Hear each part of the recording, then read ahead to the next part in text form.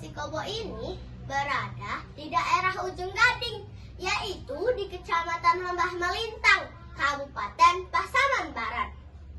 Sungai ini berhulu dari Gunung Malintang di daerah Situa nan jauh di sana.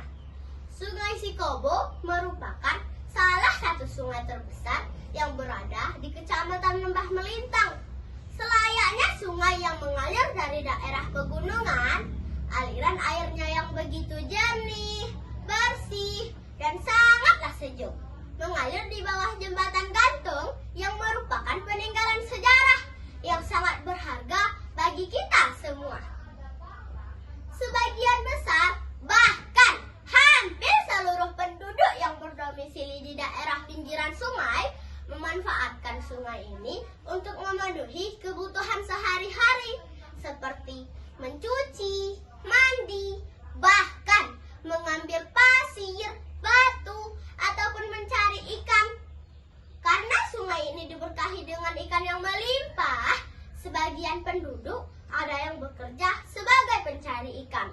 Hasil tangkapannya itu juga bisa dijual untuk memenuhi kebutuhan keluarga. Canda dan tawa anak-anak pinggiran sungai hampir setiap saat membuat ramai suasana Batang Sikobo. Berenang kian kemari, berkejar-kejaran, melompat ke dasar sungai, dan sesekali muncul lagi ke permukaan. Makanya anak-anak pinggiran sungai sangat jago berenang.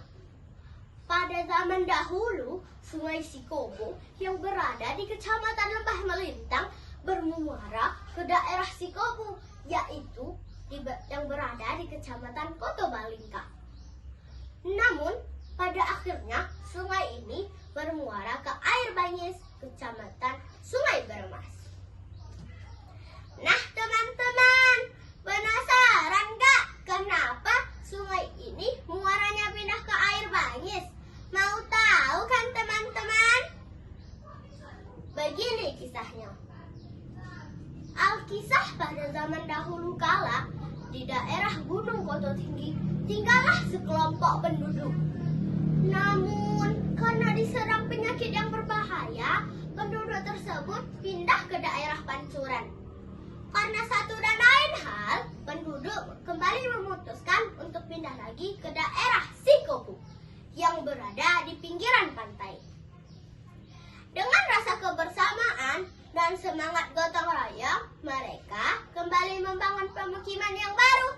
Dikarenakan berada di pesisir pantai, sebagian penduduk ada yang bekerja sebagai pencari ikan, sebagiannya lagi ada yang bekerja sebagai petani, yaitu bersawah. Sebagai sumber perairan sawahnya, para penduduk kembali memanfaatkan aliran Sungai Batang Sikobo. Hingga pada suatu hari terlihat dari kejauhan sebuah kapal yang begitu besar hendak merapat ke pinggiran pantai. Sekelompok penduduk yang melihatnya pun berlarian ke daerah pemukiman untuk memanggil penduduk yang lain.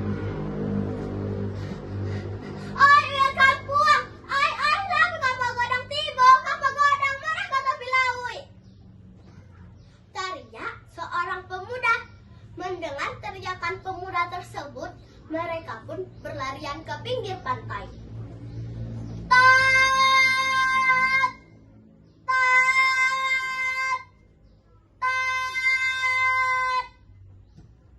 Terdengar suara klakson kapal yang hendak merapat ke pinggiran pantai.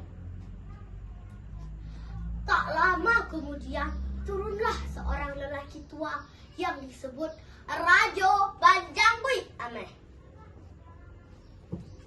Wahai para pengawal, lepaskan 2 ekor ayam jantan ke daerah ini. Apabila berkokok, berarti ada kehidupan di daerah ini. Perintah Rajo Banjanggui Ameh. Baik, Tuan, jawab salah satu pengawal. Setelah menunggu beberapa saat, terdengar ayam berkokok.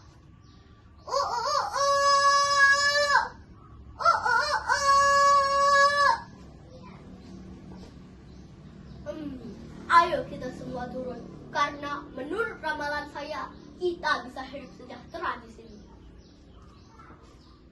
Setelah semuanya turun dari kapal, tiba-tiba terdengar suara berisik dari balik semak-semak. Ada siapa di sana? Ayo keluarlah, kami bukan orang jahat. Ada apa ya, tuan-tuan datang ke daerah kami? Tanya seorang penduduk. Maaf kalau kedatangan kami membuat heran dan mengganggu ketentraman tuan-tuan. Kami bermaksud hendak menyambung hidup di daerah tuan-tuan ini, kata Rajo Bajangwit Ameh.